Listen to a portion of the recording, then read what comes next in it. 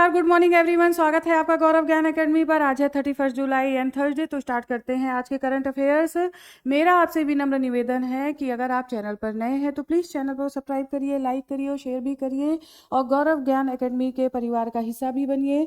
देखिए आज का जो सेशन है, देखिए आज मंथ का लास्ट डे है तो आज कंप्लीट करेंगे। लास्ट में हम 2 मिनट क्विक रिविजन भी देखेंगे, ठीक है। तो चलिए स्टार्ट करते हैं। आज का पहला क्वेश्चन देखते हैं क्या है। हाल ही में किस ऐतिहासिक बौद्ध अवशेष की 127 वर्षों बाद भारत में वापसी हुई है? तो राइट आंसर है पिपरवा निशानियाँ। देखिए 127 वर्षों के बाद जो बौद्ध अवशेष हैं उनकी वापसी इस वक्त कारण से हुई है क्योंकि ये अवशेष जब खोजे गए थे 1898 में इनकी खोज की थी। उसके बाद से ये औपनिवेशिक काल था जिसकी वजह से ये भारत से बाहर चले गए थे, ठीक है। भारत से बाहर चला गए थे ये अवशेष। और अब जब इसकी नीलामी की जाने लगी, इसकी नीलामी हांगकांग में ज्ञानवीरों की जाने लगी, तब पता चला और तब जाकर के भारत ने प्रयास प्रारंभ किए और इसको वापस लाने की योजना बनाई और वापस आए भी, इसमें सफलता भी मिली। इसके साथ ही साथ आप देखिए यहाँ पर प्रधानमंत्री नरेंद्र मोदी के द्वारा, पीएम के द्वारा विकास के साथ विरासत भी, ठीक है। विकास के साथ विरासत भी, विकास के साथ विरासत भी नाम से लेख जारी किया और बधाई दी सभी भारतवासियों को, ठीक है। आ जाइए नेक्स्ट देखते हैं। नेक्स्ट क्या है। दूरसंचार धोखाधड़ी की पहचान और रोकथाम के लिए नागरिकों की प्रतिक्रिया के आधार पर कार्रवाई किस मंच के माध्यम से की जा रही है? तो देखिए इस मंच का नाम है संचार साथी पोर्टल, ज्ञानवीरों संचार साथी पोर्टल, जिसको लॉन्च किया गया था 16 मई 2023 को, ठीक है। इसको लॉन्च किया गया था और देखिए 15.5 करोड़, 15.5 करोड़ लोगों के द्वारा इसे इस्तेमाल किया गया है, ठीक है। लोगों के द्वारा इस्तेमाल किया गया है दूर संचार क्षेत्र में धोखाधड़ी रोकने के लिए। और जो ब्लैंक कॉल्स या वैसे जो और जो कॉल्स आती हैं जो फेक होती हैं, उन्हें रोकने के लिए ऐसी शुरुआत की गई थी। ये है आपका पोर्टल, तो आपको बिल्कुल कंफ्यूज नहीं होना है। ये है आपका पोर्टल और यहाँ पर देखिए ये है आपका ऐप, ठीक है। ये है ऐप जो 2025 में लॉन्च किया गया और ये एंड्रॉयड और आईओएस, ठीक है। एंड्रॉयड और आईओएस दोनों के लिए है, ये भी ध्यान रखना है। एंड्रॉयड और आईओएस दोनों के लिए है। तो आपको संचार साथी पोर्टल ध्यान रखना है। आ जाइए फरवरी 2026 में एआई इम्पैक्ट समिट की मेजबानी किस देश के द्वारा की जाएगी? तो ज्ञानवीरों ये समिट 2026 में भारत के द्वारा की जाएगी। इसमें देखिए, इसमें आप इसके साथ ही साथ देखिए इसमें क्या है। एआई के माध्यम से विभिन्न क्षेत्रों में सुधार, विभिन्न क्षेत्रों में जीवन के विभिन्न पहलुओं में सुधार। एक तो ये है विभिन्न क्षेत्रों में सुधार और इसके साथ ही साथ सुधार मानकों पर भी ध्यान देना है। सुधार मानकों पर भी ध्यान देना है। सुधार मानकों पर भी ध्यान देना है। और देखिए डीप फेक, ठीक है ना। डीप फेक पर भी कार्य किया जाना है। तो ये 2026 फरवरी में बैठक होगी। नेक्स्ट क्वेश्चन देखिए क्या है। हाल ही में अंतर्राष्ट्रीय मुद्रा कोष ने भारत की आर्थिक वृद्धि दर का पूर्वानुमान 2025 और 26 के लिए कितना कर दिया है? तो ज्ञानवीरों ये किया है 6.4%। देखिए जो ये दर है वो वृद्धि दर्शाती है, इसलिए ये क्वेश्चन भी डाला गया है। और जो पहले रिपोर्ट आई थी वर्ल्ड आईएमएफ की पहले जो रिपोर्ट आई थी वर्ल्ड इकोनॉमिक आउटलुक रिपोर्ट, ठीक है। ये रिपोर्ट भी ध्यान रखिए, वर्ल्ड इकोनॉमिक आउटलुक रिपोर्ट, जिसमें कि 2025 और 26 के लिए जो ग्रोथ बताई गई थी, 2025 और 26 के लिए जो ग्रोथ बताई गई थी वो देखिए 6.2% 2025 के लिए और 6.3% 2026 के लिए ग्रोथ बताई गई थी ज्ञानवीरों। लेकिन अब फिर से रिपोर्ट जारी की गई है जिसमें 6.4% की ग्रोथ बताई गई है। आ जाइए अब नेक्स्ट क्वेश्चन देखते हैं क्या है। हाल ही में किस देश ने फिलिस्तीन को एक स्वतंत्र राष्ट्र के रूप में मान्यता देने की घोषणा की है? तो यहाँ पर देखिए ब्रिटेन के द्वारा ये घोषणा अभी की गई है हाल ही में। देखिए अभी इससे पहले हमने देखा कि फ्रांस के द्वारा ऐसी मान्यता फिलिस्तीन को दे दी गई। G7 का पहला देश हुआ। ठीक है, तो इस तरह से फ्रांस के द्वारा भी दी गई, लेकिन अब ब्रिटेन के द्वारा दी जा रही है। उन्होंने कहा है कि अगर आप गाजा में जो टेंशन क्रिएट है या गाजा में जो मानवाधिकारों का हनन हो रहा है, अगर उसको तनाव को आप कम नहीं करने का प्रयास करेंगे तो ऐसी मान्यता ब्रिटेन के द्वारा दे दी जाएगी। इसके साथ ही साथ देखिए उन्होंने दो तीन बातें कही हैं। जो पीएम है ब्रिटेन के, बीएम हैं कियर स्टारमर, ठीक है, कियर स्टारमर जो पीएम है, उन्होंने दो तीन बातें कही हैं। एक तो वेस्ट बैंक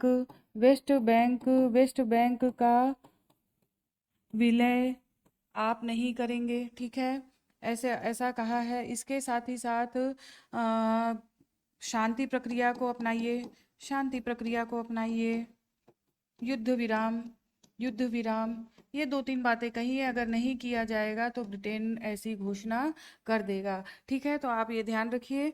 आ जाइए अब आगे देखते हैं नेक्स्ट क्वेश्चन की तरफ। हाल ही में मानव तस्करी के खिलाफ विश्व दिवस कब मनाया जाता है? तो ज्ञानवीरों ये मनाया जाता है 30 जुलाई को। ठीक है, संयुक्त राष्ट्र देखिए संयुक्त राष्ट्र महासभा के द्वारा इसे कब से स्टार्ट किया गया है? तो 2013 से। ठीक है, ऐसा दिवस 2013 से मनाया जा रहा है, तो आप इसको ध्यान रखिए। और अभी देखिए कल ही मैंने बताया था कि इंटरनेशनल टाइगर डे कब मनाया जाता है, तो 29 जुलाई और ये 30 जुलाई। ठीक है ना, तो देखिए मानव और टाइगर्स के बंद संघर्ष की बात मैंने कल भी बताई थी आपको, बहुत सारी चीज़ें उसमें बताई थी। तो इस तरह से आप थोड़े ट्रिक के साथ इसको याद करिए, क्योंकि इतने ज़्यादा दिवस तो एक ही महीने में हो जाते हैं, तो इतना सारा बोझ लेके आप कैसे एग्जाम क्वालिफाई करेंगे? तो कुछ ना कुछ ट्रिक अपना लगाते रहिए और याद करते रहिए। ठीक है, तो मानव और जो टाइगर के मध्य संघर्ष होता है, उस तरीके से आप इसको याद कर सकते हैं, 29 और 30 तारीख। ठीक है, आ जाइए नेक्स्ट क्वेश्चन देखते हैं। संजय सिंघल को किस केंद्रीय सशस्त्र बल का निदेशक, महानिदेशक, डायरेक्टर जनरल नियुक्त किया गया है? तो ज्ञानवीरों यहाँ पर देखिए राइट आंसर है एसएसबी सशस्त्र सीमा बल, एसएसबी सशस्त्र सीमा बल। ठीक है, इसका सी डायरेक्टर जनरल नियुक्त किया गया है, सशस्त्र सीमा बल। आ जाइए आगे बढ़ते हैं, आगे देखते हैं। प्रलय मिसाइल के संबंध में निम्नलिखित कथनों पर विचार करिए। तो देखिए कथन एक है, इस तरीके के भी क्वेश्चन कई बार ज्ञानवीरों पूछे जाते हैं, तो वहां पर ये क्वेश्चन टफ लगने लगता है, तो प्रैक्टिस अभी से करनी है। ठीक है, तो यहाँ पर देखिए यह सतह से सतह पर मार करने वाली कम दूरी की बैलिस्टिक मिसाइल है। और सेकंड देखिए इसकी मारक क्षमता 150 किलोमीटर से 500 किलोमीटर तक है। उपरोक्त में से कौन से कथन सही है? तो ज्ञानवीरों देखिए ये दोनों ही कथन सही हैं, ये दोनों ही कथन सही हैं। सतह से सतह पर मार, इसमें आपको क्या क्या याद रखना है, ये देखिए सतह से सतह पर मार करने वाली, ठीक है, प्रलय मिसाइल, ये कम दूरी की बैलिस्टिक मिसाइल है। 150 से 500 किलोमीटर तक इसकी मारक क्षमता है। और इसके साथ ही साथ देखिए इसका पेलोड ले जाने की कितनी क्षमता है? 1000 किलोग्राम। ठीक है, 1000 किलोग्राम तक पेलोड ये मिसाइल लेके जा सकती है। और इसके साथ ही साथ देखिए ज्ञानवीरों इसमें इसका जो प्रक्षेपण किया गया वो किया गया APJ doctor APJ Abdul Kalam, ठीक है, अब्दुल कलाम उड़ीसा द्वीप से। ठीक है, उड़ीसा द्वीप से इसे किया गया, तो आपको ध्यान रखना है डॉक्टर एपीजे अब्दुल कलाम द्वीप उड़ीसा में है, वहां से इसका प्रक्षेपण किया गया।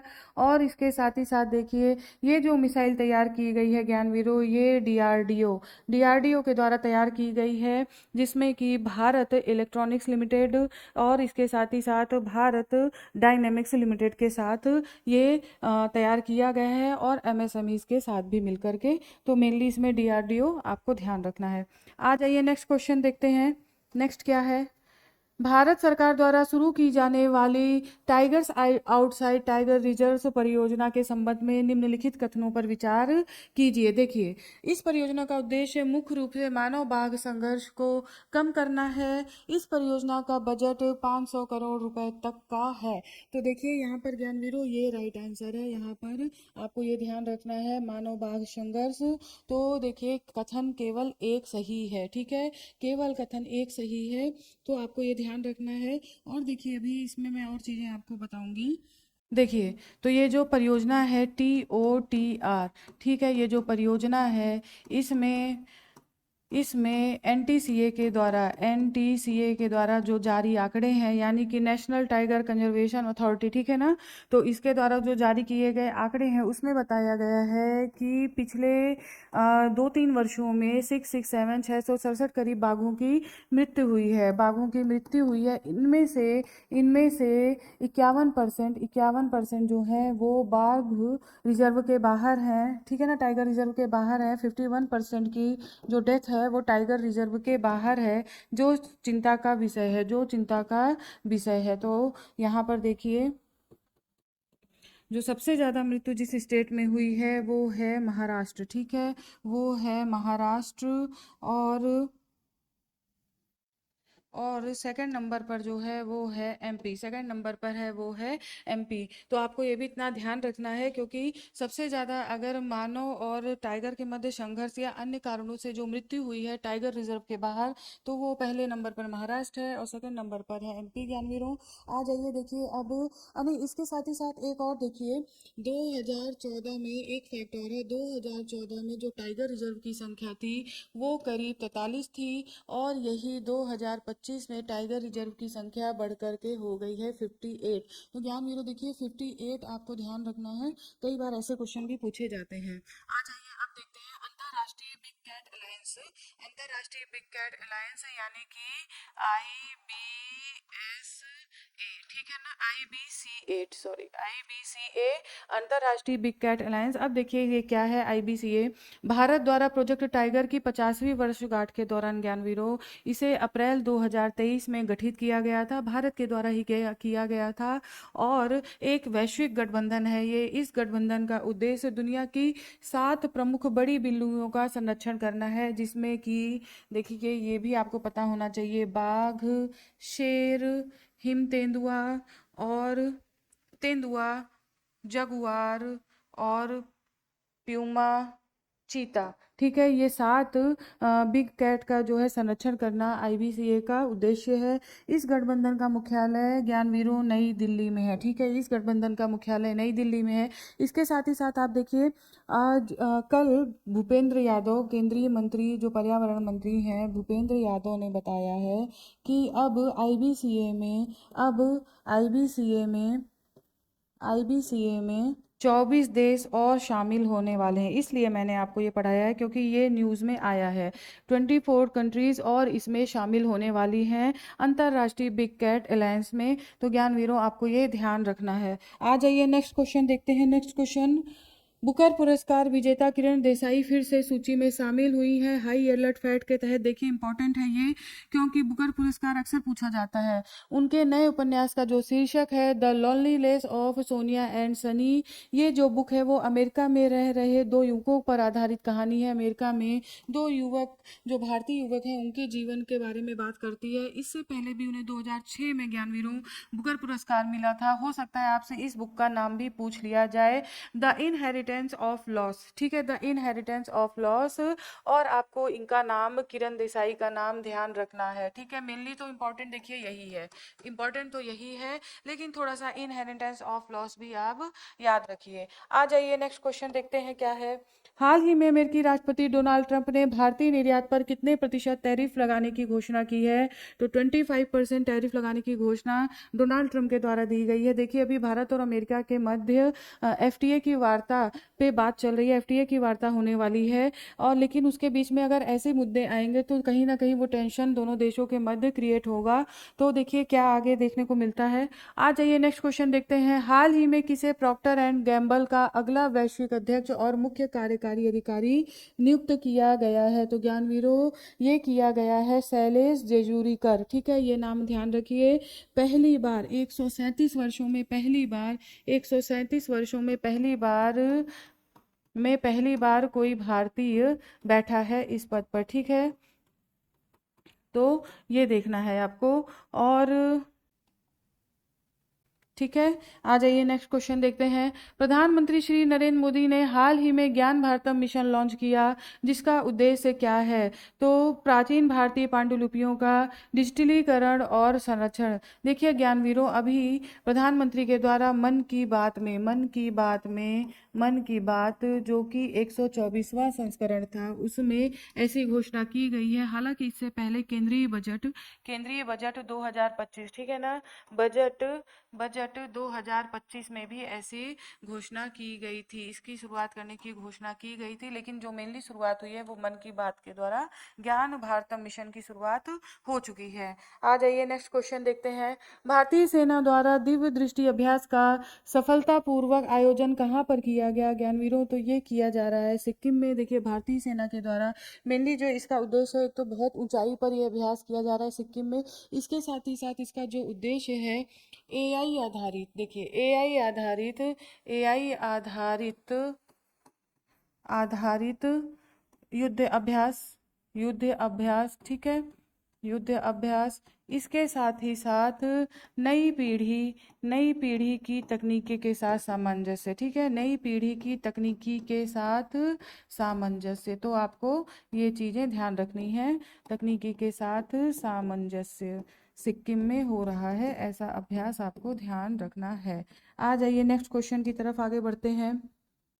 देखिए भारत में जन्मे अर्थशास्त्री एवं लेखक मेघनाथ देसाई का 85 वर्ष की आयु में निधन हो गया है। तो आपको ये नाम याद रखना है ज्ञानवीरों, बहुत इंपॉर्टेंट नाम है। और ब्रिटेन के हाउस ऑफ लॉर्ड्स के सदस्य भी रह चुके हैं। 1991 में लेबर पार्टी के सदस्य के रूप में ये मनोनीत हुए थे। 2008 में इन्हें पद्म विभूषण से सम्मानित किया गया था। 2022 में जो इनकी पुस्तक का नाम है, ये यहाँ पर सबसे इम्पोर्टेंट है, देखिए, the poverty of political economy, how economics abundant the poor, ठीक है, how economics abundant the poor. तो आपको ये ध्यान रखना है, इसके लेखक का नाम है मेघनाथ देसाई। हो सकता है आपसे ये क्वेश्चन पूछा जाए। तो देखिए ज्ञानवीरों, आज का करंट अफेयर कंप्लीट होता है, तो चलिए स्टार्ट करते हैं कल का रिवीजन।